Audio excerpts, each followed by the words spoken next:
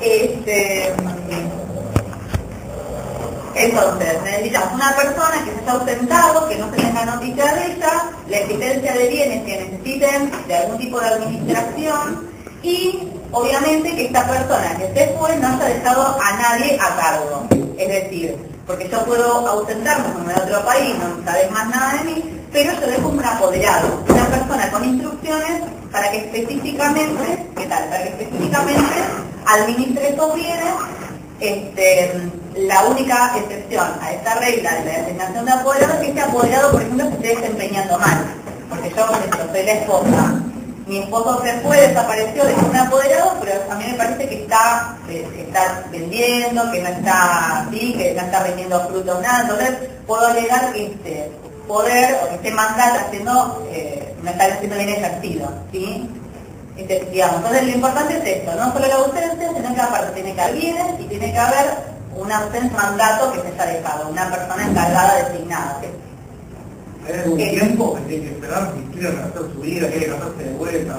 En realidad, en este caso no, van a tener que esperar, sí, en realidad para poder casarse de vuelta vamos a tener que ir a la segunda instancia, que es la ausencia con preclusión de fallecimiento. Para esta ausencia simple, solamente sirve para manejo de bienes. Sí, por ahora va a ser casado o casada,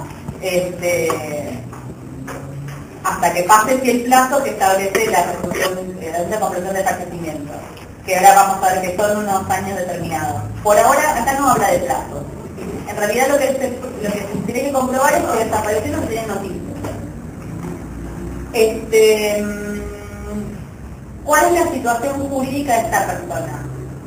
Nosotros vimos todo lo que es el sistema de protección de incapaces. Lo que quiero que les quede claro es que esta persona de ninguna forma es incapaz. ¿Sí? Si bien vamos a ver que se le va a designar un curador, no es porque es incapaz, sino por una cuestión fáctica de que esta persona no está para administrar.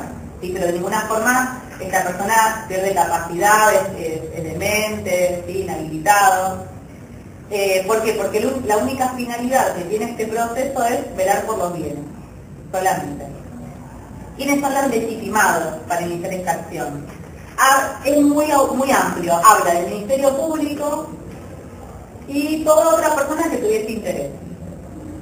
En realidad lo que dicen los autores respecto al Ministerio Público lo interpretan en el sentido de que podría hacerlo el asesor de incapaces y el defensor del niño, en el caso de que alguno de los interesados sea menor de edad, pero no le den acción, por ejemplo, a un fiscal, no. Así que lo interpretan en ese sentido, que está más apuntado a... ¿El Ministerio Público? En realidad, dentro del Ministerio Público nosotros tenemos tres esferas. Ahí está, los legitimados. Ministerio Público y por otra persona con interés. Dentro del Ministerio Público tenemos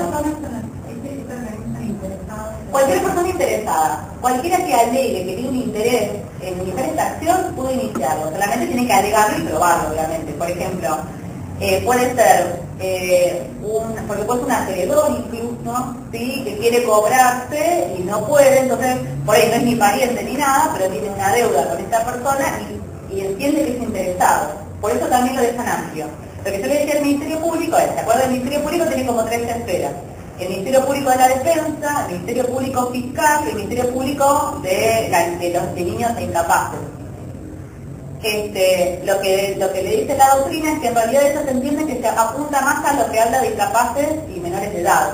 No tanto el Ministerio Fiscal, que es el Estado, o la Defensa. Si no tiene una intervención la Defensa, la vamos a ver en el proceso. Pero legitimado para accionar se entiende que es el defensor de incapaces, representando a algún menor de edad que esté interesado, ¿sí? Que sea el hijo de él, por ejemplo, no hay muchos más casos, pero digamos, no creo que sea un niño o un acreedor, sí, que sea un heredero tal vez, y que esté interesado en que los bienes de él se administren bien o eventualmente se liquiden. El juez competente va a ser juez civil siempre, juez civil del domicilio, digamos el último domicilio conocido, o en su defecto, si no se supiere cuál es el último domicilio conocido, la última residencia. Si no se tuviese ninguno de esos datos, como última opción, es el lugar donde estuviesen asentados los bienes que necesitan administración, porque tal vez era un extranjero que vivió acá, ¿sí? Desapareció, no tuvo nunca un domicilio fijo, pero dejó una casa, por ejemplo, entonces va a ser competente el juez donde está asentado ese inmueble. Esas son las reglas de competencia. Se empieza de arriba para abajo. Hay veces que uno puede elegir cualquiera. En este caso se empieza en orden. Se empieza primero por el domicilio, no se sabe domicilio, residencia, no se sabe lugar donde están los bienes. Si hay mucho, en realidad ahí sí te dan la opción de elegir, bueno, o cuál es el más importante o cualquiera de los lugares donde hay bienes. ¿Cómo es el proceso? Bueno, como les dije recién, quienes son los legitimados, se inicia la acción y se cita al preso, este ausente, se lo cita por edicto. ¿Saben lo que son los edictos? Claro, se usa mucho en la expresión también. Claro, los edictos son como una ficción en la cual se intenta comunicar, o se intenta ubicar a esta persona, porque se presupone que lee el diario, ¿sí? O este diario, y así se entera que le están llamando, le están intimando que se presente en algún lugar. Los edictos dicen, digamos, el juez que lo cita, cuál es la causa en la que se lo cita, por cuántos días se lo cita y dónde tiene que ir, y cuál es el apercibimiento. O sea, si vos no te presentás, ¿qué es lo que te va a suceder? Acá lo que establece es que los edictos se publicarán por 5 días sucesivos, o sea, 5 días seguidos, tanto el boletín oficial, en realidad no lo dice la ley, pero se interpreta que es el boletín oficial, que es digamos, este boletín oficial alcanza a toda la Argentina, y en un diario, en el diario de mayor difusión, de este último domicilio o residencia de esta persona. Se mandan estos los dos lugares. Cuando terminan de publicarse, o sea, vencido el plazo de estos 5 días de publicación, el juez lo que va a hacer es designar un defensor. Por eso se les llama a los defensores de pobres y ausentes, ¿sí? Se le va a dar intervención al defensor y en el caso de que haya muchos bienes también está la posibilidad de que le designen un abogado de la matrícula, se llama. Pero lo más probable es que le piden defensor. Pero bueno, si lo piden, puede designarse un abogado que sí va a cobrar honorarios por su actuación. Durante el proceso puede suceder que haya que tomar alguna medida respecto a estos bienes, entonces la ley permite. Ustedes van a ver que tiene como muchas similitudes con lo que es un proceso de instancia o declaración de incapacidad, con la salida de declaración de incapaz, pero justamente lo que te dice es, yo necesito disponer, necesito alquilarlo ya, no puedo esperar hasta que haya una sentencia de ausencia, entonces yo le pido al juez que me designe provisoriamente, o que designe a alguien provisoriamente como administrador de esos bienes. Obviamente todo está sujeto a autorización judicial, rendición de cuentas, ¿sí? Pero hasta que se dicte sentencia está la posibilidad de que se designe una persona, que la mayoría de las veces es el mismo que quiere ser después curador, por una cuestión lógica, ¿sí? Porque se empieza con la tarea y después la continúa. Pero puede ser otro, porque puede ser que esté peleado, entonces designen a un tercero, imparcial, ¿sí? Que no sea ninguno de los familiares, ninguno de los interesados para que administre. Bueno, oído el defensor y probado los extremos, porque no es solamente que yo digo, no lo vi más, tengo que probar mínimamente con testigos. Lo que se hace usualmente se llama librar oficios de estilo. Son oficios a distintos lugares donde nosotros solemos registrar nuestro domicilio. Por ejemplo, se libra oficio a la Secretaría Electoral para que informen cuál es el último domicilio, al Registro Nacional de las Personas, a veces se libra la ANSES, Registro Único Sistema Único de Registración Laboral. Exigen mínimamente, obviamente esto es antes de los delitos, ¿no? Mínimamente que se acredite que lo busqué y no lo encontré, porque si no cualquiera podría ir tranquilamente decir no está más, y manejo todos los bienes, esa otra persona no se entera, porque este fue solamente de viaje, hacer un posgrado durante un año y bueno, fuiste no volver en el seguro. Pero bueno, como que si no podría hacerlo cualquiera. Entonces, se le escucha al defensor, se valoran las pruebas, y lo que se hace es dictar el juez dicta una sentencia de declaración de ausencia, una sentencia declarativa, y designa a una persona como curador.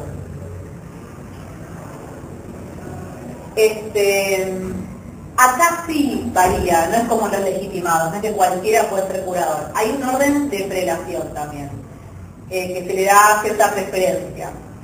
El orden es así. En primer lugar el cónyuge, en el caso de que haya cónyuge, ¿no? siempre y cuando conserve la vocación hereditaria o sustituyese la sociedad conyugal. ¿Qué implica? Que no esté divorciado, que estén casados, pero que no estén no estén divorciados. Separados, de hecho, sí, en realidad, podría. ¿Por qué? Porque subsiste la sociedad conyugal. La diferencia justamente entre la separación de hecho y el divorcio vehicular es que uno disuelve la sociedad conyugal y la separación de hecho no. En segundo lugar, los hijos. Esto es muy parecido a lo que es una línea de orden sucesorio, ¿sí? Porque están en primer orden. Los hijos, en tercer lugar, padre o madre. En cuarto lugar, los hermanos y tíos. Y como última opción, los demás parientes en grado sucesible. En este caso sí es razonable que sea un pariente, porque pues, imagínense que el acreedor no puede ser designado curador de esta persona, ¿sí? Porque actuaría todo a favor de él. Por eso acá sí cambia esta cuestión. ¿Cuáles son las funciones de este curador? En este caso se rige sustitutoriamente por lo que son las normas sobre tutela y curatela del código,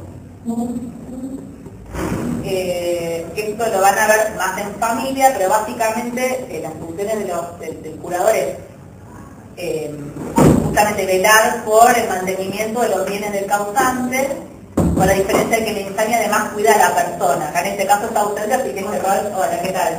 Claramente no está, pero es el manejo, es como la administración de los bienes. ¿Y cuál es la duración de este cargo? En realidad hay tres formas en las que se extingue la curatela, que son, si ustedes paran con la solución para la curatela, son muy obvias. Una es, obviamente, por la aparición del ausente. Y volvió, se extingue de pleno derecho. Obviamente igual tiene que presentar el expediente, ¿no? Pero la aparición del ausente extingue la curatela. Por la muerte del ausente, porque también puede suceder, pues es una ausencia simple. Pueden enterarse que fallece el ausente, obviamente esto también termina claramente con la curatela. Y la tercera opción, que es lo que vamos a ver ahora, es la declaración del fallecimiento presunto. Declaración del fallecimiento presunto.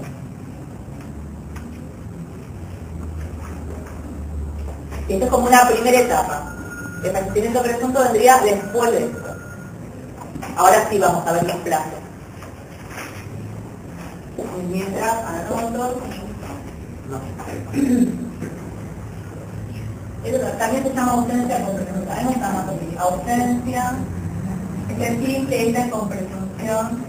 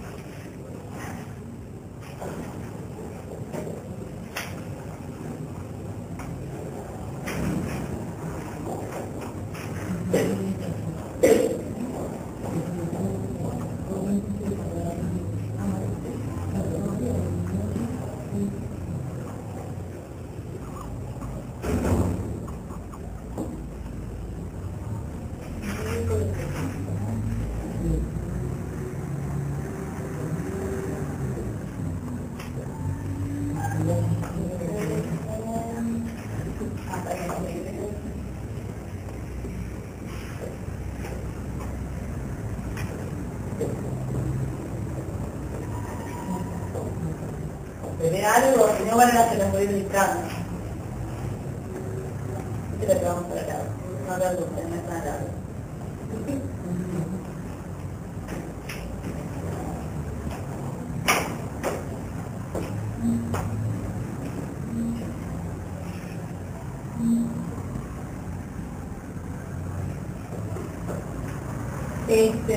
Bueno, la ausencia con presunción de fallecimiento. La ausencia con presunción de fallecimiento puede ser tanto como la consecuencia lógica de una sentencia de ausencia simple, ¿sí? Como lo posterior, o en aquellos casos en que una persona fallece en una situación trágica, en un accidente multitudinario o una catástrofe natural, y tal vez de alguna forma no pudo hallarse el cuerpo, entonces no pudo comprobarse el efectivo fallecimiento de esa persona, ¿sí? Por eso están distinguidos en distintos casos, ordinario, extraordinario, y dentro del extraordinario genérico y específico. Ahora vamos a ir uno por uno. ¿Cuál es el fundamento de esta ley? Obviamente, por un lado, el tema de las catástrofes naturales, que son muy graves. Si esa persona después no aparece por un tiempo prolongado, es razonable presumir que esa persona falleció. Y en este caso sí también es razonable pensar que más personas necesitan continuar con su vida, liquidar los bienes o distribuirlos, aplicárselos, pese a que tal vez cada vez ha sido hallado. Por lo tanto, lo que hace la ley es organizar un procedimiento destinado a obtener esta declaración de fallecimiento judicial que trata de garantizar los derechos de esta persona ausente. ¿Sí? Por eso vamos a ver que tienen un montón de recaudos y un montón de limitaciones, lo que es después el manejo de los bienes y el proceso incluso. Entonces es una forma como de conjugar los intereses de los dos. Aquel que quedó vivo, que quiere continuar, y aquel que no está, y si cabe la posibilidad de que esté vivo en algún lugar. Vamos entonces uno a uno. El caso ordinario, que está en el artículo 22 de la ley que estamos hablando, exige, acá no hay accidente, no hay catástrofe, nada. Estamos hablando de una ausencia por 3 años.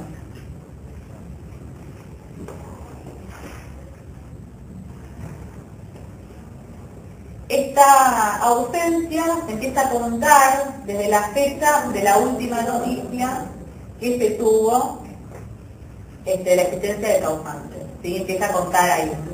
Obviamente, estos momentos son dos materias de prueba. Van a tener que comprobarla, van a tener que convencer al juez de que este fue el último momento, la última vez que supieron algo de esta persona. Testigos, fotos, familiares, ¿sí? Hay amplitud de pruebas. Por lo tanto, acá lo único que exige entonces es el transcurso del tiempo. Con el mero transcurso del tiempo, de 3 años, de una persona que no se supo más nada, es el requisito para poder iniciar esa ausencia con razón de fallecimiento. Como ven, la diferencia es que la ausencia simple no habla de plazo. Igual lo que se interpreta es que obviamente siempre antes de los 3 años puede iniciar una ausencia simple. ¿Sí? En cualquier momento. ¿Qué tal? Caso extraordinario. El caso extraordinario está dividido en el artículo 23, hay 2 incisos. Uno habla del extraordinario genérico y el extraordinario específico. Este incluye 2 supuestos. En realidad están todos en el mismo inciso, pero yo como lo divido en 2 para que sea más fácil, porque así es largo y incluye muchas cuestiones. El genérico entonces es cuando la persona se hubiese encontrado en el lugar de un incendio, se lo voy a enumerar, si quiere copia que no está de la de incendio, terremoto, acción de guerra u otros sucesos semejantes, ¿sí? Susceptibles de causar la muerte. Acá habla como más de las fuerzas de la naturaleza y de una guerra, ¿sí? Un terremoto, de un huracán, ¿sí? Porque ahora vamos a ver que otros supuestos que es el específico, que habla más de accidentes de nave, de barcos. Acá estamos con accidentes naturales y una guerra. O cualquier otro suceso susceptible de generar la muerte. O que esta persona hubiese participado en una empresa que implique el mismo riesgo y no se tuviera noticias de él por el término de 2 años. O sea, la diferencia entre el ordinario y el genérico es que ante esta situación se reduce a 2 años la ausencia. Pero separé en 2, pero para lo mismo, 2 años. 2 años. ¿Qué sería? Por ejemplo, me dijo que se va a escalar el Everest y no volvió más. O sea, no es un terremoto, no es un accidente, pero es una empresa riesgosa que si no volvió, puede que hasta se quedó en el Himalaya paseando, pero digamos, hay una gran posibilidad de que le haya pasado algo. No sé, se hubiera participado, habla de empresa peligrosa, como de cualquier otra cuestión riesgosa, pero de alguna, no sé, alguna misión. Por ahí no estaban en guerra, pero por ejemplo se lo mandaron a Irak, no volvió más. Igual, bueno, esto hoy en día es más difícil porque está todo registrado, quiénes son los que van y los que vuelven. Pero imagínense, esto está más pensado en otra época donde no había tantas formas de comunicarse, sí, donde las guerras tal vez eran más comunes y era todo más desordenado. Era más difícil, más fácil que la gente desaparezca y no se entere más nada y la viuda se queda llorando y no sabe qué pasó. Estamos en el ordinario genérico. Estamos con el genérico. No, extraordinario genérico. Por eso, extraordinario genérico. En el título primero, ¿dos? Son extraordinarios. Genérico, ¿por qué? Porque habla de, como de un montón de posibilidades. Y el específico, por lo tanto, se refiere a un caso concreto, que es que encontrándose en una nave o aeronave naufragada o perdida, no se tuvieron noticias por 6 meses.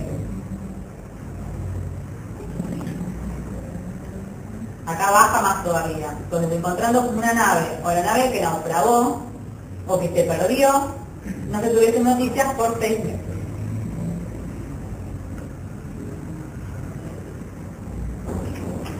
¿Sí? Esos son los 3 supuestos. Para el primero 3 años, para el genérico 2 años y para el específico 6 meses.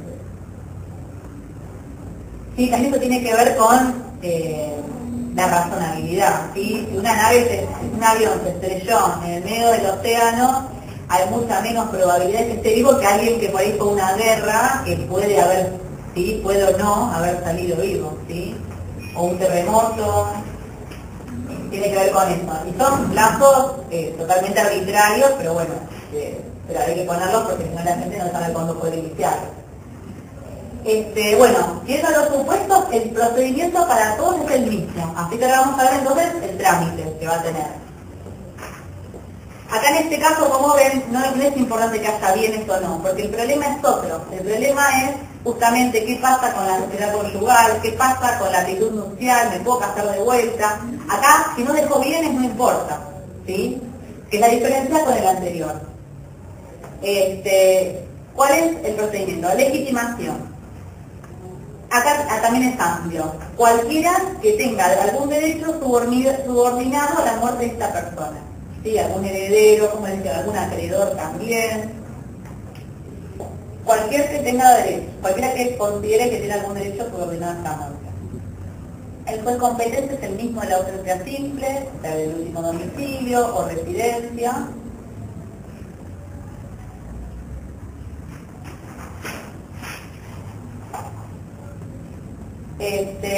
Y bueno, ¿qué es lo que tenemos que probar?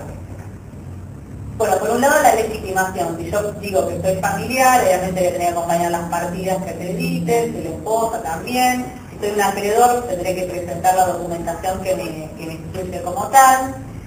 Por otro lado, obviamente tengo que probar esta desaparición. La única excepción es que yo ya tengo el juicio de ausencia simple. Ahí ya no tengo que probar nada. En medio transcurso del tiempo, según el caso, ¿no? Según cada caso, porque puede ser ordinario o genérico, va, digamos, ya lo tengo como cumplido a esto, no hace falta presentar de nuevo testigos, ¿sí? Ahora, si se inicia directamente el juicio por ausencia con persona de fallecimiento, sí le tendrá que hacer todo el trámite entero. Por eso el trámite va a ser similar.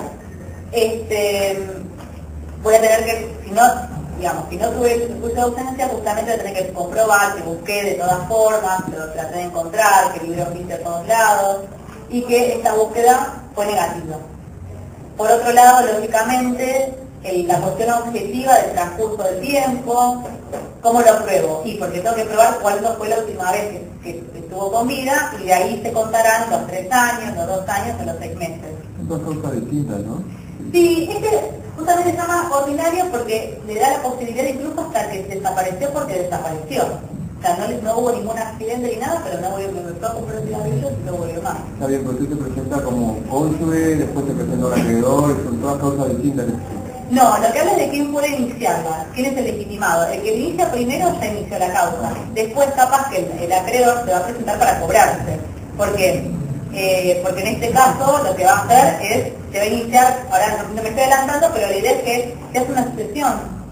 O sea, se toma como si esta persona pudiese fallecer. Entonces el acreedor va a querer cobrarse y va a ir contra el acervo sucesorio a cobrarse. A lo que yo me refiero es que cualquiera puede iniciarla. Ahora, después tienes que inicia uno solo y después se van presentando los demás. Se va a hacer como una citación a los herederos, como si fuese una sucesión común y corriente, pero la única diferencia es que como no tengo partido de función, tengo que probar la ausencia de presunción de fallecimiento antes de iniciar todo, antes de empezar como este trámite sucesorio que va a tener características especiales, distinto a un juicio normal. Justamente, ahora vamos a ver por qué, porque justamente tenemos este desequilibrio o esta garantizar que los derechos de esta persona que no está también se cuiden, tenemos que protegerlos. Tenemos que probar el transcurso del plazo y por otro lado, en el caso de que fue un hecho extraordinario, tenemos que probar el hecho, ¿sí? Que hubo un terremoto. Estas cosas más o menos complicadas de probar en el sentido de que una nota de un diario, con un oficio a los bomberos, ¿sí? Los bomberos voluntarios del lugar donde fue el incendio, ¿sí? Comprobar efectivamente tuvo esta situación extraordinaria y por otro lado la ausencia. Todo cuestión de prueba. El trámite es muy parecido a la ausencia simple, por eso le hago la excepción. Si ya tuvieron ausencia simple es más sencillo porque solamente tienen que transcurso el tiempo. Esto, como les marco de nuevo, es para el caso de que yo lo inicie directamente. ¿Qué hacen? Probado todo esto, se le nombra un defensor que va a tener funciones similares a lo que es el curador provincial de la instancia. ¿Se acuerdan del juicio de instancia? Que al presunto incapaz se le designa un abogado para que lo defienda en el juicio, que controle las garantías del juicio. ¿Por qué? Porque tal vez esta persona no está en condiciones de defenderse. Entonces tiene que haber alguien imparcial, que sea abogado, que controle que esté todo eso correcto, justamente en defensa de los bienes de esta persona. Se van a aplicar edictos también, pero acá va a variar. Va a también publicar en el boletín oficial, en un diario, pero se va a aplicar una vez por mes durante 6 meses. O sea, una vez el mes, el segundo mes una vez, y durante 6 meses.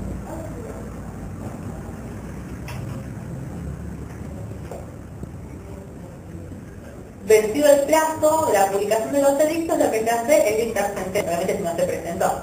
Se dicta sentencia que declara la ausencia con presunción de fallecimiento y se determina cuál fue el día del presunto fallecimiento. Ahora le voy a decir los supuestos. Lo importante es que esta sentencia sí se va a inscribir en el registro de las personas, como si fuese una defunción, pero se va a inscribir porque es una ausencia con presunción de fallecimiento. ¿Cómo se determina el día del presunto fallecimiento? Tenemos 3 supuestos según si haya sido ordinario, genérico o específico. En el caso ordinario, eso también son todas cuestiones arbitrarias, ¿sí? Que establece el derecho cuando. En el ordinario es el último día del primer año y medio, ¿sí? ¿Se acuerdan que son 2 años? El último día del primer año y medio. Son 2 años. O sea, entre esos 2 años, hola, ¿qué tal? Ponele. Desapareció acá.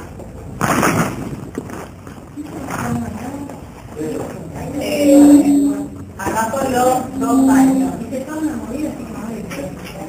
No, los ordinarios son 3 años, perdón. Entonces serían la mitad. Le dije 2, que son 3, porque estamos en el ordinario. 3 años, entonces en la mitad, que es el año y medio, y el último día de este año se va a determinar que acá fue el fallecimiento presunto. Entonces, ¿cómo dijo? Es en el último día del año y medio. Sí, porque hace 3 años es como la mitad. Es un promedio. Que bueno, desapareció acá. Sí, desapareció acá, bueno, falleció más o menos por acá. Pero bueno, después lo tiene que decir en la sentencia, porque es importante, porque a partir de ahí vamos a ver quiénes son los que entran en una sucesión o no. ¿Sí? Es importante para esto. Para el caso del extraordinario genérico, específico es o el día del suceso en el que estaba el ausente, que tal, por ejemplo, fue un terremoto que duró un día, o un incendio, por ejemplo, que duró un día, es ese día. Esas son cuestiones lógicas. El día el día del suceso en el que estaba el ausente. Si no se sabe bien qué día fue, si no está bien determinado, va a ser el día del término medio en el que ocurrió. Por ejemplo, tenemos un huracán que duró una semana y no sabemos exactamente qué día de esa semana pudo haber fallecido, va a ser el del medio. ¿Sí? Promedio, el del medio de la semana, fueron 4 días, bueno, el segundo día, al final del día, va a ser este momento donde falleció. Si tampoco se sabe qué día ocurrió y por ahí tampoco estaban claros, también después vamos a tener que decir, bueno, no se pudo probar exactamente qué días fueron, pero bueno, con la prueba decimos que fue estos días, entonces ahí lo determina después. Y en el caso del extraordinario específico va a ser el último día en que se tuvo noticias del buque o aeronave perdida. El último día en que se tuvo noticias de este buque o aeronave perdida. Que Dios te aparece. No, que si aparece ya está, no además la ausencia con presunción de fallecimiento. Ahora vamos a ver qué pasa. No, que en realidad justamente no se le abre un certificado de una partida de función. Se le abre se inscribe relacionada a la partida de nacimiento una partida de ausencia con presunción de fallecimiento, porque tiene efectos totalmente distintos. Ahora vamos a ver qué pasa. Primero vamos a ver cuáles son los efectos y vamos a ver qué pasa si aparecen. Por ejemplo, sí.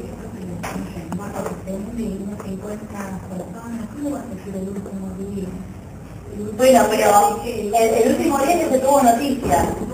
Claro, generalmente vos tenés contacto con la orilla, tenés el radio, en un momento se cortó la comunicación, o tal vez la última vez que lo vieron en algún puerto. Esto es cuestión de prueba. Si no pudiste probarlo, y bueno, la última vez que lo vieron, y bueno, hacer el día que se fue tal vez, o no sé, a la última vez que hablaste por teléfono. Pues esto es todo muy amplio, es materia de prueba.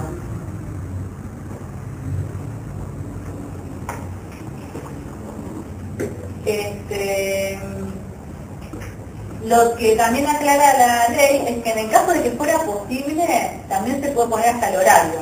Hay veces que no es tan fácil de determinar, pero si fue una catástrofe que duró 3 o 4 horas, bueno, con alguno de esos horarios por ahí puede establecer un promedio. Es medio complicado, pero bueno, dice que si se pudiese determinar, pues tal vez por algún perito que dice, bueno, en realidad esto sucedió a tal hora, se podría. Pero lo importante es que esté el día. ¿Cuáles son los efectos de esta sentencia? Y no hace cosas jugadas formal. ¿Qué significa? Que es una sentencia que es posible que se pueda modificar. Esa es la diferencia entre cosas jugadas formal y material. La cosa jugada material no puede volver a jugarse de nuevo el mismo hecho. Lo importante es que la sentencia, justamente como no sabemos si se murió o no, siempre tenemos la posibilidad de que esto pueda reverse, porque por algún día puede aparecer. ¿Cosa juzgada? Material. Sentencia material. No hace cosas juzgadas. No. Y puede ser modificado el tiempo. O sea, puede ser modificado por el hecho de que aparezca esta persona. En cambio, por ejemplo, las sentencias generalmente se dice que hace cosas jugadas, lo que significa, ustedes saben que hay un principio que no puede jugarse 2 veces el mismo hecho respecto a una persona. Por lo tanto, si yo dijera que esta sentencia hace cosas jugadas, yo lo tengo por muerto y te aparece, no me importa, ya está. Esto está firme, no podés apelar, no podés recurrir, ¿sí? Es totalmente lógico. Entonces, hay sentencias que permiten su modificación, porque naturalmente el hecho que se juzga lo permite. Por ejemplo, una sentencia de alimentos también no hace cosas jugadas. Tiene el sentido de que la cuota se debe, pero el monto puede ser modificado siempre y cuando se pruebe que se modificaron las circunstancias también. Esa es la diferencia entre los tipos de cosas juzgadas. Lo importante, ¿qué significa? Que esto se puede revisar, ¿sí? Que no te opta a que vos puedas cambiar la sentencia, aunque quede firme. Firme significa que estén todos notificados y que no haya posibilidad de presentar ningún tipo de recurso procesal, ¿sí? ¿Cuáles son? A ver, quiero ver si está lo... No, le digo este, perdón. ¿Cuáles son los efectos patrimoniales de esta sentencia? Pues tenemos efectos patrimoniales y extrapatrimoniales. Les marco de nuevo, esta es la diferencia con la ausencia simple, que acá no, en este tipo de ausencia simple no hay ningún efecto extrapatrimonial, es todo manejo de bien. Acá tenemos dos tipos de efectos. Los patrimoniales es que se abre una pseudo sucesión, ¿sí? Una sucesión propiamente dicha, y se entregan los bienes del causante, pero con ciertos recaudos, con unas garantías, que son dos. Una, que se va a hacer un inventario de los bienes, ahora lo vamos a ver bien concretamente, pero una es entonces un inventario de bienes, y otro, que se abre un periodo de prenotación, se llama. Que es un lapso de tiempo que tiene que suceder, ¿sí? Hasta que podamos efectivamente hacer algo con estos bienes, como herederos. ¿Sí? Entonces, estas dos garantías que esto no existe en los juicios sucesorios, los comunes, digamos. Bueno, el inventario entonces. El inventario se tiene que hacer por escribano público y acá se aplican supletoriamente las reglas para la sucesión. ¿Sí? Tiene que tener todos los mismos recaudos que pedimos para un inventario para una sucesión que se puede hacer siempre tranquilamente. La diferencia es que acá es obligatoria. También la otra diferencia con las sucesiones es que los herederos pueden acordar en una sucesión común que ese inventario no se haga. Acá esto no se puede pasar. Es obligatorio porque justamente es una forma de proteger los intereses de este ausente con presunción de fallecimiento por si algún día vuelve. Y entonces se van a dejar constancia de cuáles eran todos los bienes que tenía y cuáles son los bienes y justamente cómo se reparten después. Para después de poder rastrearlo. Y en lo que llamamos entonces el periodo de prenotación, ¿en qué consiste? Lo que se hace es dejar constancia en los registros con que correspondan, serían todos aquellos registros donde yo pueda inscribir la declaratoria de herederos, como por ejemplo el registro de la propiedad inmueble, el registro de la propiedad automotor. Se deja una constancia que en realidad esta transmisión de bienes no se hizo por una sucesión común, sino que se hizo por una sentencia de ausencia con presunción de fallecimiento.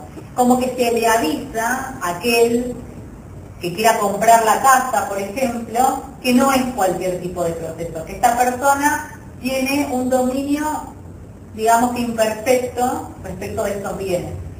¿Sí? ¿Por qué? Porque ahora vamos a ver qué pasa durante este periodo de prenotación. No van a poder tocar estos bienes durante un plazo de tiempo, no van a poder disponer. ¿Sí? Entonces, para proteger a los terceros, se dejan constancia en estos registros que esta declaratoria de herederos es particular y que estos bienes que se transmitieron por sucesión están transmitidos de una forma también diferente. Por lo tanto, mientras estamos en este periodo de prenotación, no tenemos permitidos actos de disposición sobre estos bienes. Y no podemos venderlos, no podemos grabarlos, no podemos donarlos, actos de disposiciones amplios, más que vender. ¿Cuál es este periodo de prenotación? Es de 5 años, pero, ojo, no de la sentencia, sino contado desde el día presuntivo de la muerte. Es importante que no surja de la sentencia. Son 5 años desde el día que el juez dijo que falleció, presuntamente. 5 años. Claro, si acá por año y medio, igual también pensé capaz que el juicio, sí, pero pensé que lo más seguro te duró 2 años, pues lo vos le limpiaste. O vos pensás, después, hace 1 año, 2 años y no lo ves, y no es el juicio. Tenés 1 año más, ya te pasaron 3. 6 meses para los delitos. Claro, pero tenés más. Bueno, si tenés un juicio de 4 años, en realidad el juez va a decir, falleció allá. Entonces de ahí contás 5 años para adelante. Ahí es donde tenés el plazo límite para el cual, respecto del cual los herederos ya no pueden disponer, no los pueden tocar. Claro. La otra opción, digamos, tenemos dos opciones, o 5 años desde la muerte presunta, o 80 años contados desde el día de nacimiento. O sea, el día que cumple 80 años esta persona ausente con presunción de fallecimiento, se entiende que a partir de ahí se puede disponer. Obviamente, como libertad también tiene son fechas arbitrarias, pero dicen, bueno, alguien a los 80 años ya no está más, igual tampoco están así, pero bueno, está ahí es bastante. Sí, tenemos las dos opciones, la cuestión biológica, que es, bueno, llegó a una edad determinada, y presuntamente, si ya no lo vi más, no está más, o esta cuestión más arbitraria de 5 años desde la muerte presunta. ¿Qué sucede con este patrimonio? Ustedes todavía no vieron patrimonio, parece que es la segunda parte, ¿no? Bueno, lo que les puedo decir es, van a ver que una de las características del patrimonio, que es uno de los atributos de la persona, es que es universal, que yo tengo un patrimonio.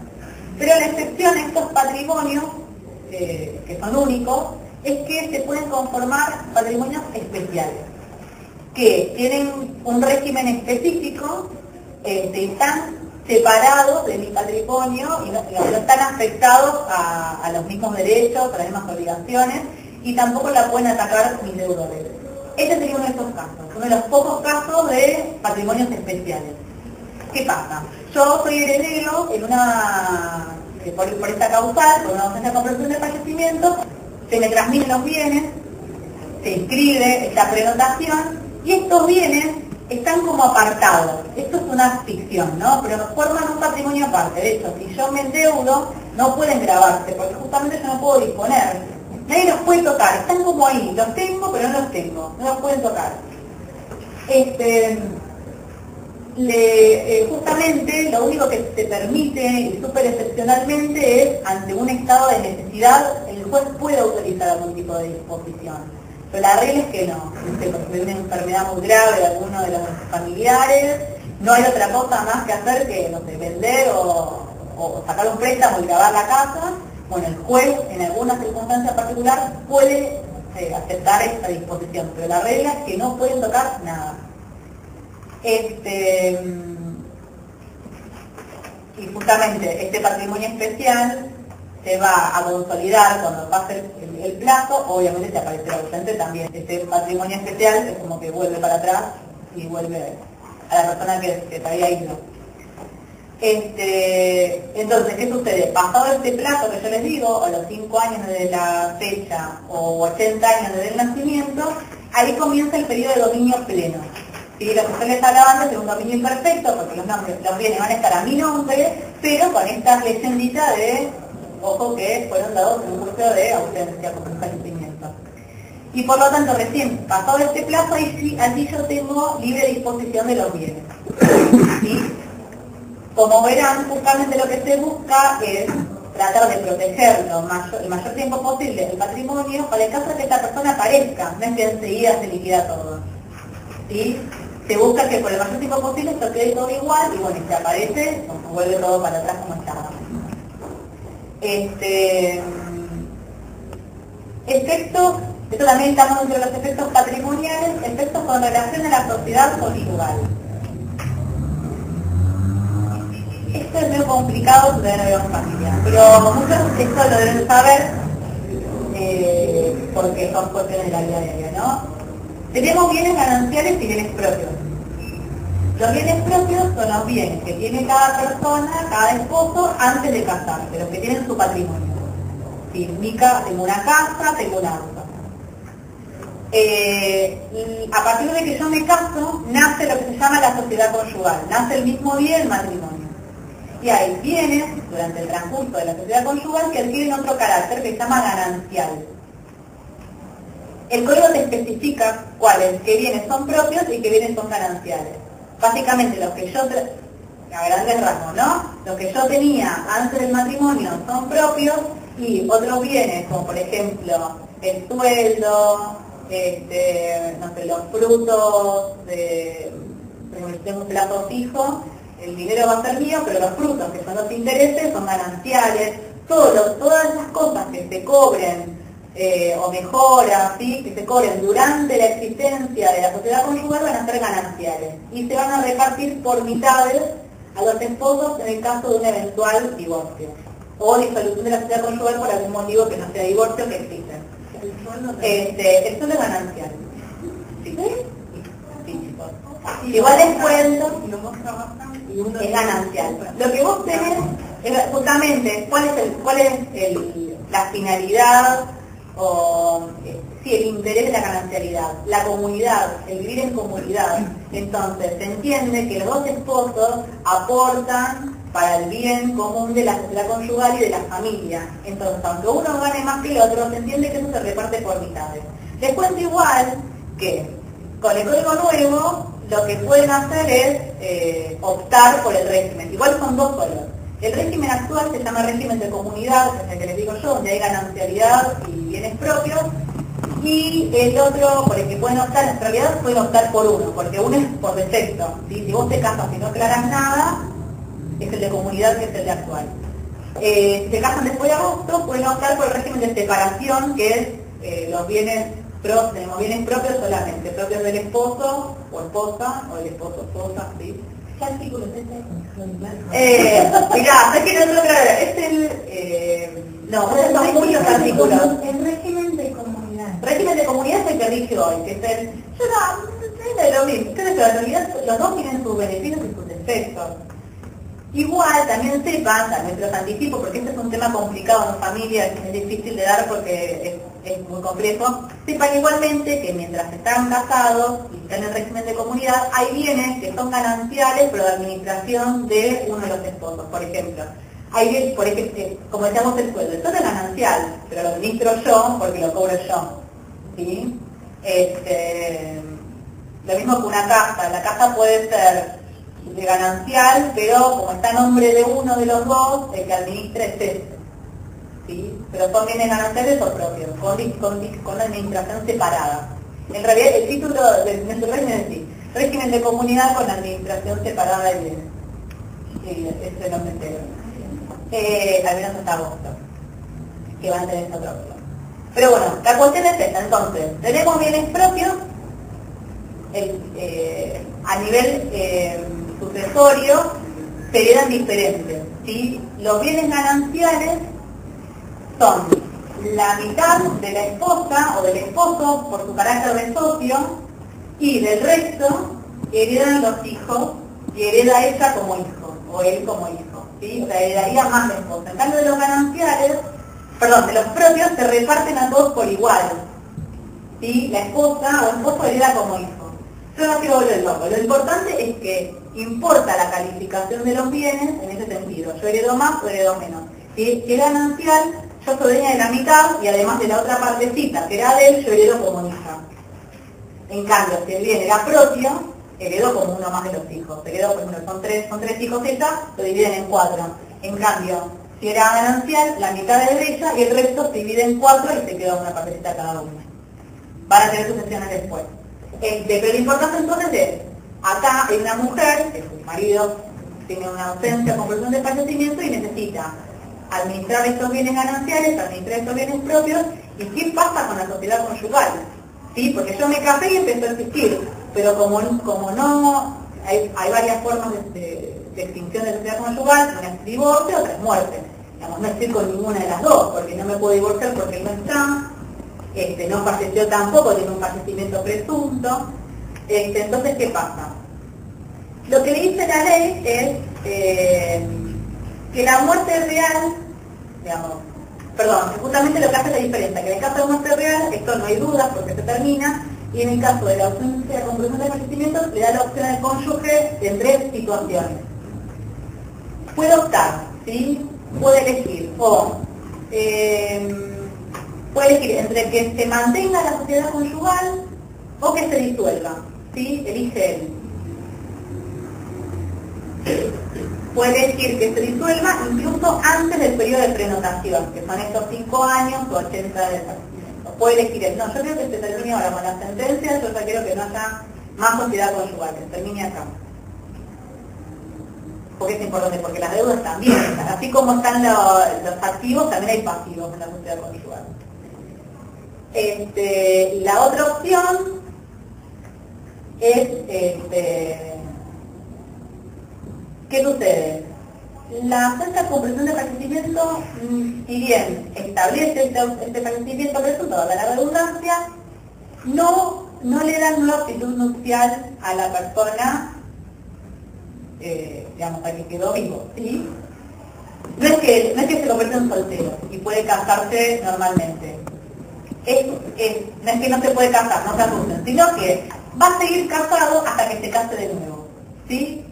Es medio complejo, pero no da actitud nupcial, sino que lo que hace es disolver el matrimonio en el momento que se casa con otro o con otra. ¿Sí? No adquiere actitud nupcial. Por lo tanto, si él se casa, la sociedad conyugal, si no eligió que se disuelva antes, se va a disolver ahí, el día anterior al casamiento nuevo. Y ahí automáticamente va a empezar la sociedad conyugal nueva con el otro o con la otra. ¿Sí? Y la tercera opción es, si no se dice nada, no se casa ni opta, automáticamente cuando pasa el plazo de prenotación, ahí se disuelve. ¿Sí? Estas son las tres opciones.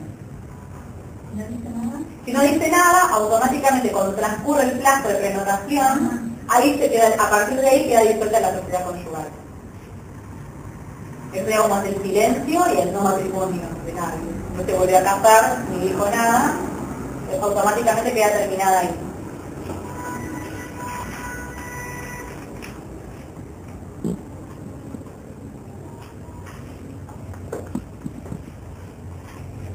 Bueno, lo último, al menos de esto, y no sé si más está terminado, es, me quedan los efectos patrimoniales. Lo voy a decir ahora porque me queda más lógico que decirlo mejor. Estamos con los efectos patrimoniales. ¿Cuáles son los extrapatrimoniales? Lo que tiene que ver con las cuestiones familiares. Algo les dije del matrimonio. Hablamos de sociedad conyugal. Sociedad conyugal es bienes, puede entrar dentro de lo patrimonial. Como les decía, ¿qué pasa con el matrimonio? El matrimonio no se disuelve. Como les decía, no adquiere actitud nupcial, así que no es como un divorcio, ¿sí? No hay fallecimiento, no hay divorcio, no hay nada, no se disuelve. Sino que lo que te deja es casarte de vuelta. Suena raro, pero digamos, es como, yo estoy casada hasta que me caso de nuevo con otra persona. Y es a partir de ese momento donde se disuelve. ¿Qué pasa si vuelve a aparecer? Entonces ya me casé, hola mi amor, volví. Tenemos dos opciones. Esto es lo mismo, bueno. Justamente, si yo estoy casada, si no me volví a casar, el matrimonio es como si nunca se hubiese terminado, porque justamente le da esa posibilidad a las personas que tienen esa esperanza de que algún día va a volver, no se convierten en viudas, sino que siguen casadas, vuelve y sigue todo como normalmente. Y el problema es que esa persona se casó de vuelta. Por lo tanto, lo que dice la ley es que va a ser válido el segundo matrimonio, o sea, no hay un problema de nulidades. Luego de una de las clases hablamos de si hay impedimento de ligamen. En este caso no habría impedimento de ligamen, porque si bien no dice el matrimonio, la ley me permite casarme de vuelta. Por lo tanto, el segundo matrimonio va a ser válido y el que volvió al fin se va a poder casar también de vuelta. Hay algunos autores que hablan, porque les comenté cuando hablamos justo el día que hay buena fe y mala fe. Hay algunos que dicen que en realidad el cónyuge, el segundo, digamos, podrían alegar una mala fe si sabía dónde estaba él. En realidad fue un juicio trucho, probó que se arregló, pero en realidad estaba en Jujuy y lo hizo a propósito para casarse. Entonces hay algunos autores que dicen que podría pedirse la nulidad del matrimonio si se prueba la mala fe en este juicio o esa con presunción. Pero no lo dice el código, pero sería una interpretación que se da. Y lo que tiene que ver con la autoridad parental, patria potestad, es una causal de suspensión de patria potestad. Autoridad parental, de patria potestad. Se suspende porque justamente lo que se busca es que la persona que está presente es la que tome decisiones en la vida de los chicos. Es como si tuviese la tenencia de una sola persona. Así como también se suspende, digamos, no se priva de patria potestad. Es como que se suspende los efectos y si en algún momento vuelve a tener patria potestad o autoridad parental de nuevo, ¿sí? Porque nosotros tenemos suspensión y privación. La privación es mucho más grave y requiere puestos específicos que dice la ley. Lo mismo sucede con lo que es tutela y curatela. digamos, suspende y se anulan todos los efectos. Por ejemplo, si esa persona era tutora de alguien, a partir del momento en que se decreta la ausencia de comprobación de fallecimiento, yo puedo designar otro tutor para esa persona. ¿Por qué? Porque se entiende que si se fue, ya no puede ejercer estas funciones que son importantes, no como una curatela. La diferencia es que también sucede lo mismo con el matrimonio. Si él vuelve, perdón, no sucede lo mismo, justamente sucede lo contrario con el matrimonio. En el matrimonio, si él volvía, seguía todo igual. En este caso, si vuelve, hay otro tutor y otro curador, y lo siento mucho, no podés volver a ser vos. En todo caso, tendrás que hacer otro juicio o tendrás que estar todos de acuerdo. No vuelve a estar, no vuelve. No vuelve a ser tutor o curador. Si ya se designó otro, ya está. Y lo último que les tengo que comentar antes de hablar de lo que es la ley de desaparición forzosa de las personas, que está totalmente vinculado con esto, es qué pasa cuando reaparece la ausencia.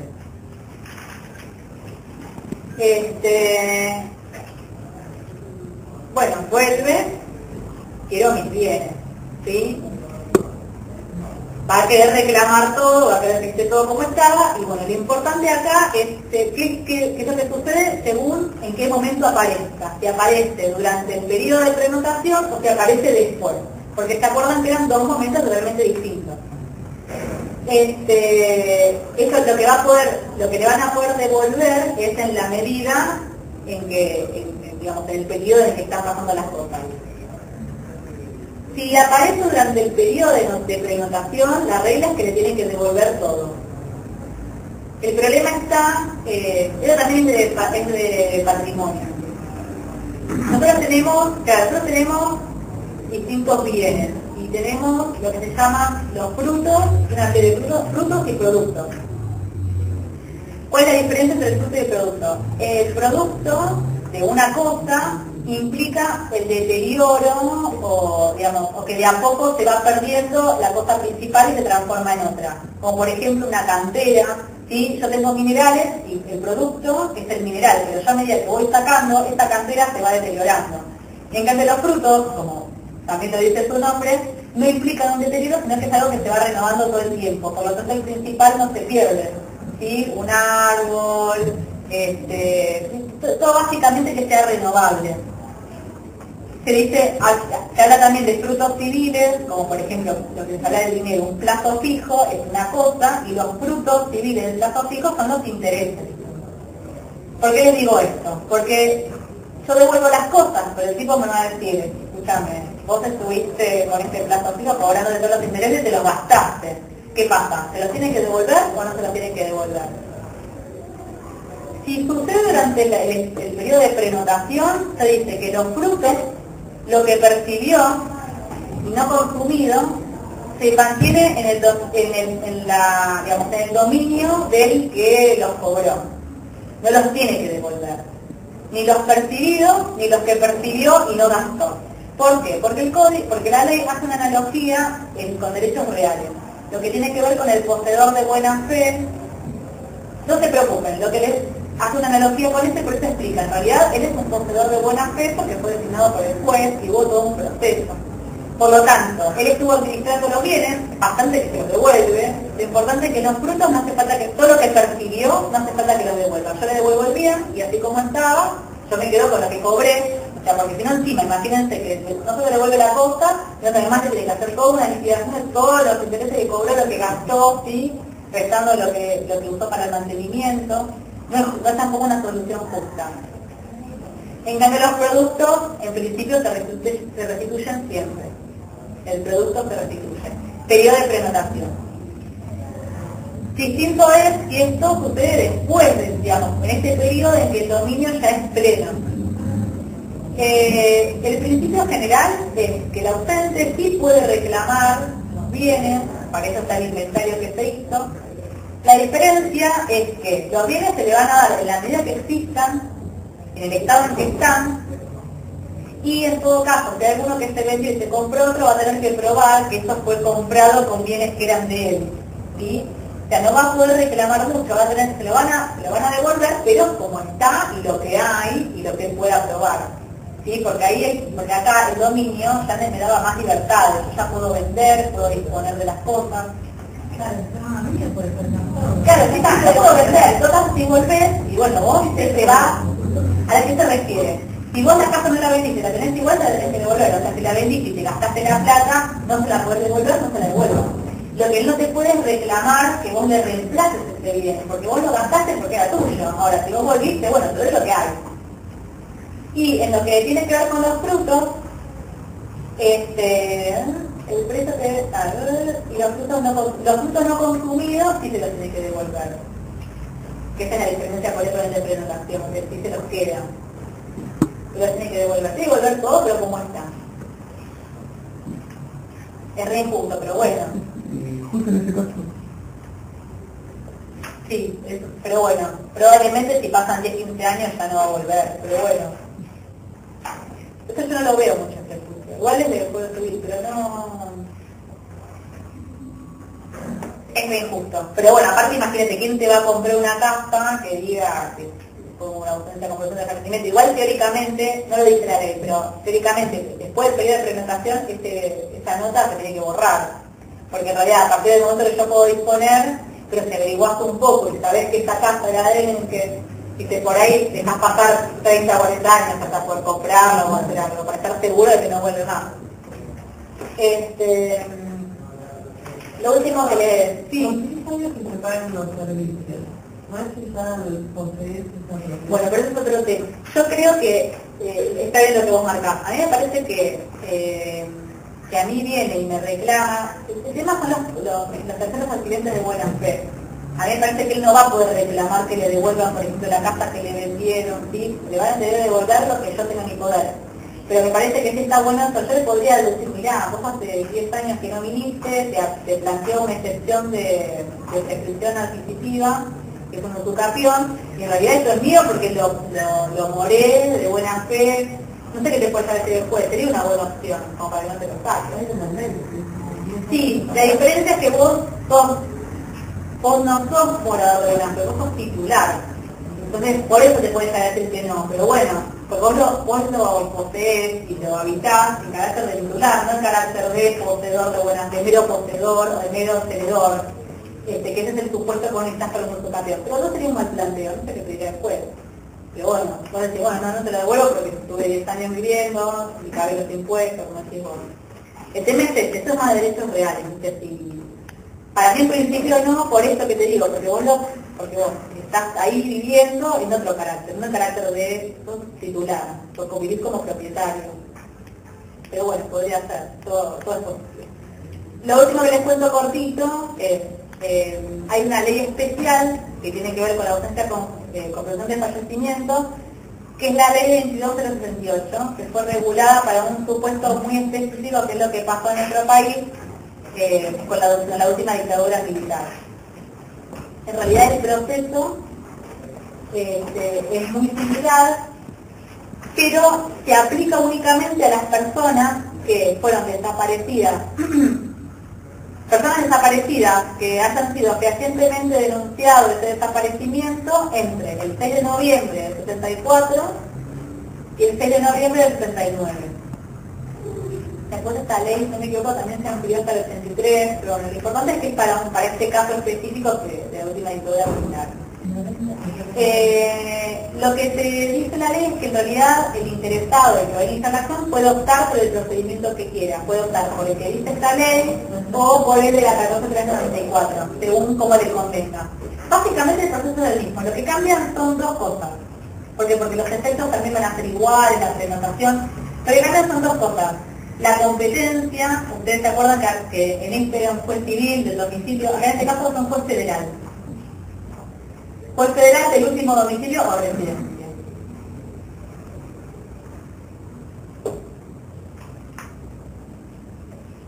¿El número de la ley? 22068.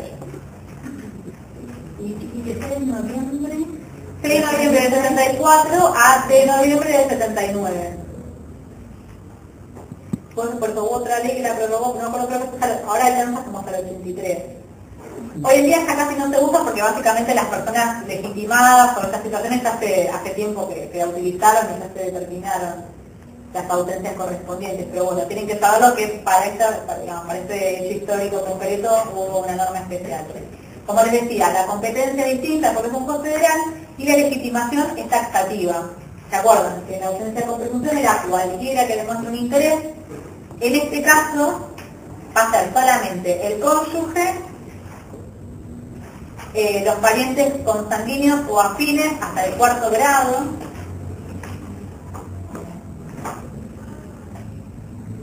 y el Estado Nacional.